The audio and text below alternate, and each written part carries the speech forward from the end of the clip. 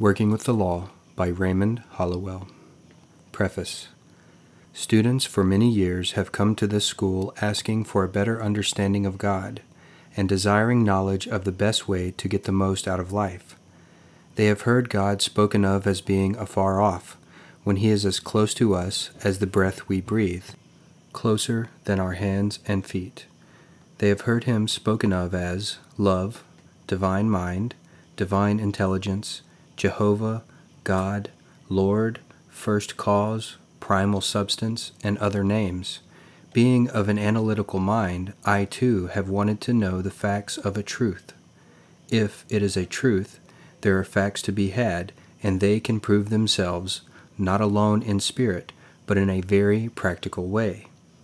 It is my intention to present these lessons simply, without high-minded words or vague statements that sound pretty and promising. The terms above named are all synonyms. They mean one and the same thing, and I choose to use a simpler name that everyone will understand. I shall call God working in our lives law. Interpreting the law in several ways should bring it more clearly into our way of thinking. Then, as we strive to work with the law, we are living closer to God, and such living brings a better understanding. As you grow in knowledge and are able to form better opinions, do not hesitate to change your views. Remember, the wise man changes his mind, the fool never. There can be no progress without change, no growth without renewal. There must be a constant stream of new thought, better thought, and truer thought to inspire progression in life. As soon as you perceive the better, let go of the old, grasp the new. To continue to hold on to the old and inferior when the new and superior is at hand is to retard growth, and to this one cause may be traced many of the ills of man. Proceed to use your thinking faculty, and take care that it does not use you. Master your mind and guide it intelligently. That is, exercise discrimination in all your thinking. Learn to think as you ought to think. Give your mental life to the matters that are absolutely essential to your welfare, and the balance of your thought to themes of beauty, truth, and progress. In other words, live with the ideal, but do not neglect the practical. Aim to adjust the two, and to strive to be on the outside what you idealize on the inside. Your thoughts make you, and your ideals, principles, or ruling desires will determine your destiny. Learn to use your powers unless you wish to be used by them. Make a daily effort to use the knowledge you have gained. Try to improve upon all your opinions. Endeavor to obtain a truer and larger conception of each of your personal views. This process entails effort, but all such mental discipline is highly constructive. It leads to a steady increase of mind power, and it is the mind that matters most among life's actualities. You may occasionally blunder. We are all inclined to do this, more so in the earlier stages of our mental development. However, we learn by our mistakes. Then, by the constant use of our intelligence, we cause our faculties to grow so strong and alert that in time we are able to avoid further error. Man's problems are mental in nature. They have no existence outside of themselves, and it has been discovered that nearly all will yield up their solutions when subjected to a broad and exact analysis. You can acquire this ability by studying the law of life and its modes of expression. Then, by constant effort, use your thinking faculty in constructive ways as you work with these laws. Have good and sound reasons for all the views you hold.